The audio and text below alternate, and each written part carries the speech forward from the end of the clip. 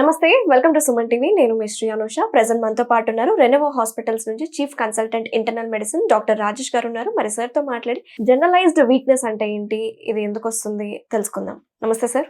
నమస్తే మా. చాలా మంది ఊరికనే అలసిపోతూ ఉంటారు, ఎక్కువసేపు నుంచున్న.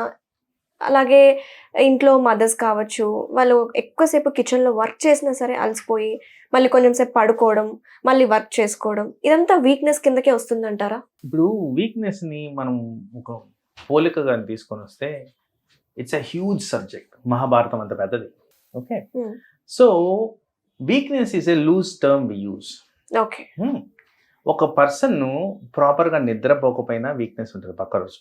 సేమ్ పర్సన్ హెవీ వెయిట్ ఉన్నారు అనుకోండి, మోర్ దెన్ 25 BMI ఉన్నారు అనుకోండి, వాళ్ళకి డైలీ వీక్నెస్ ఉంటుంది. ఒక పర్సన్ అబ్స్ట్రక్టివ్ స్లీప్ యాప్నియా అనే కండిషన్ ఉంది, దాంట్లో వీక్నెస్ ఉంటుంది. అంటే గురక, ఎస్, థైరాయిడ్, డయాబెటీస్, ఇంకా చెప్పుకుంటూ పోతే there is a list of things. అందుకోసం పెద్దది అని చెప్పాను. So weakness is a loose term. So nutritive factors అంటే అందరికి కామన్ గా తెలిసిన పదం కాబట్టి వీక్నెస్ అని నేను డిఫైన్ చేయడం జరిగింది. సో మేము వీక్ గా ఉన్నాము, అది లూజ్ టర్మ్ అవుతుందని అందుకోసం అన్నాను. ఎందుకంటే ఇంగ్లీష్లో లాసిట్యూడ్, ఫెటిగ్, ఎగ్జాషన్, వీక్నెస్ ఇన్ని ఉన్నాయి.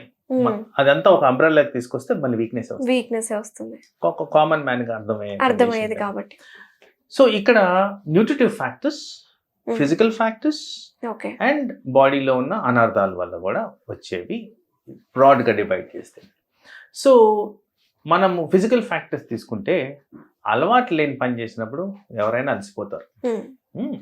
సో నేను చెప్పినట్టు every person need some kind of activity. ఇప్పుడు పాతకాలంలో ప్రతిదీ ఫ్యాన్ ఆన్ చేయాలంటే నడవాలి, టీవీ ఆన్ చేయాలంటే నడవాలి. ఇప్పుడు అన్ని రిమోట్లే.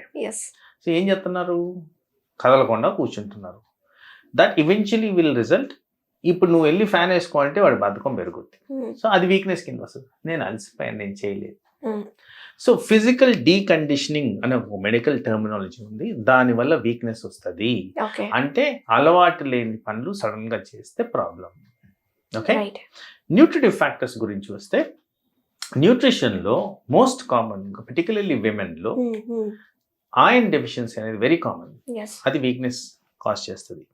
అట్ ద సేమ్ టైం నేను నా క్లినికల్ ప్రాక్టీస్లో there's lot of people with vitamin deficiencies, vitamin D, vitamin B12. And these days అయితే ఎక్కువ అయిపోయాయి కదా సార్, బికాస్ డి గురించి మాట్లాడుకుంటే సన్ ఎక్స్పోజర్ తగ్గిపోయింది.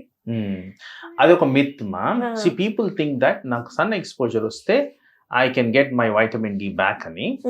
సో నా ప్రాక్టీస్లో నేను I get to see people from all walks of life. Okay, so construction supervisors, labour people, traffic constables, marketing people, వీళ్ళందరూ ఎండలో తిరుగుతూనే ఉంటారు, వాళ్ళ జాబ్స్ అవి. వాళ్ళకు కూడా లేవే vitamin D.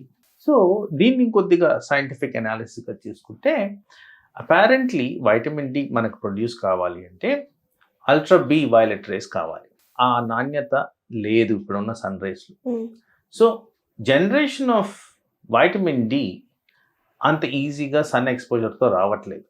So possibility is that మీరు చెప్పినట్టు చాలా మటుకు తక్కువ sun exposure, because nobody is playing outside. ఈ కిరణాల్లో ఏవైతే తత్వం ఉండాలో అది లేదు, దాని కారణంగా వైటమిన్ డెఫిషియన్సీ ఎక్కువగా కనిపిస్తుంది. And more so on that, ఇప్పుడు జస్ట్ ఆ టాపిక్ మీద, పాలు and mushrooms are the rich source of vitamin D, but then same thing counts there. అక్కడ కూడా నాణ్యత లేదు, అందుకోసం అవి కూడా సరిగ్గా ఇవ్వలేకపోతుంది.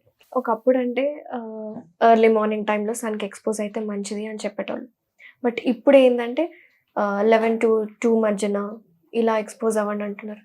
What is the right time to expose to sun? So ideally morning time. అంటే మీరు morning time every aspect of it తీసుకుంటా వెళ్తే, నేచురల్ పద్ధతుల్లో కూడా ఆలోచించినా కానీ the best time of exposure is in the morning. ఎందుకంటే అంటే ఇప్పుడు ఎర్లీ అవర్స్ అంటే you have to take it from, say, about సూర్యుడు ఎప్పుడైతే ఉదయిస్తారో అది వేరియబుల్ ఉంది.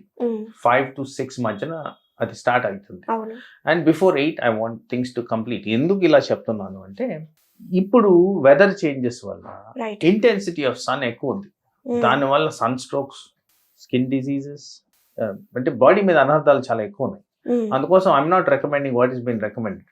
సో మార్నింగ్ టైమే బెటర్. ఫస్ట్ ఆఫ్ ఆల్ దానిలో నాణ్యత లేదు, రెండో దానిలో నుంచి వచ్చే రిజల్ట్స్ తక్కువగా ఉన్నాయి కాబట్టి దానివల్ల అనర్థాలు రాకూడదు.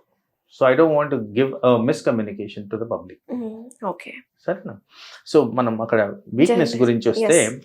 సో ఆర్గన్ డిస్ఫంక్షన్కి వచ్చినప్పుడు సో మెనీ హార్మోనల్ ఇంబ్యాలెన్సెస్లో థైరాయిడ్ ఒకటి, బ్లడ్ ప్రెషర్ ఒకటి, డయాబెటీస్ ఒకటి, కొలెస్ట్రాల్ ఒకటి, ఇవన్నీ కూడా వీక్నెస్కి దారి తీస్తాయి, ఓకే, డైరెక్ట్లీ ఆర్ ఇండైరెక్ట్లీ.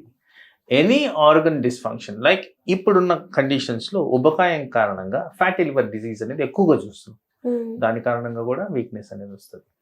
బాడీలో ఏ అవయవం ఎఫెక్ట్ అయినా కానీ functionality of the body compromise అవుతుంది, దాన్ని మనం వీక్నెస్గా ఎక్స్ప్రెస్ చేస్తున్నాం. As a common term. Yes, but underline condition evaluate చేసుకుంటే what is the exact cause for this weakness అనేది మనం ఇప్పటిదాకా డిస్కషన్ చేసుకున్న టాపిక్స్లో ఏదో ఒక రీజన్ ఉంటుంది, దాని క్రమంలో దాన్ని కరెక్ట్ చేసుకుంటే సెట్ అయ్యి.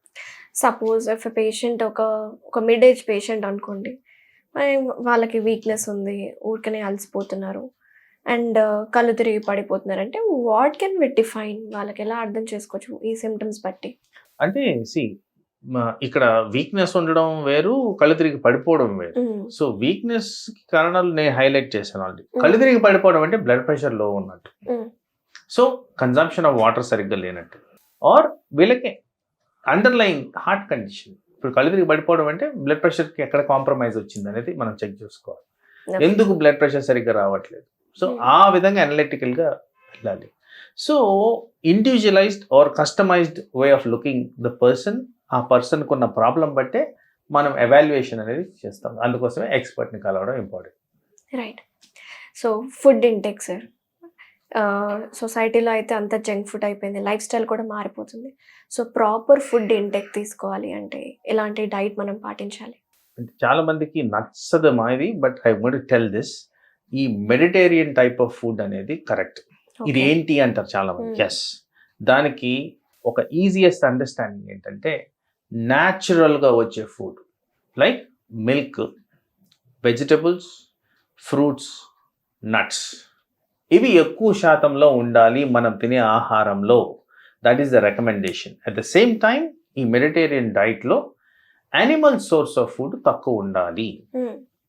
సో ఈ పోర్షన్స్ గురించి చూసుకుంటే 30% will be animal source, 70% will be natural source of like vegetarian source. So ఇలా మెయింటైన్ చేస్తే ఇది హెల్దీ డైట్ కింద కేటగరైజ్ అవ్వచ్చు. దీని మీద చాలా మందికి కాంట్రడిక్టరీ ఒపీనియన్స్ ఉంటాయి, బట్ ఇప్పుడున్న పరిస్థితుల్లో, ఇప్పుడున్న ఉబకాయానికి కానీ, ఇప్పుడున్న heart attacks, brain attacks, heart failure, kidney failure, ఇవన్నీ కన్సిడరేషన్ తీసుకుంటూ వెళ్తే ఇలాంటి డైట్ తింటే డెఫినెట్లీ లాంజివిటీ బెటర్ ఉంటుంది, డెఫినెట్లీ ఆర్గన్ డిస్ఫంక్షన్ అనేది ఉండకుండా ఉండదు. Very nice sir, thank you so much, చాలా డీటెయిల్గా చెప్పారు. నమస్తే అండి. నమస్తే.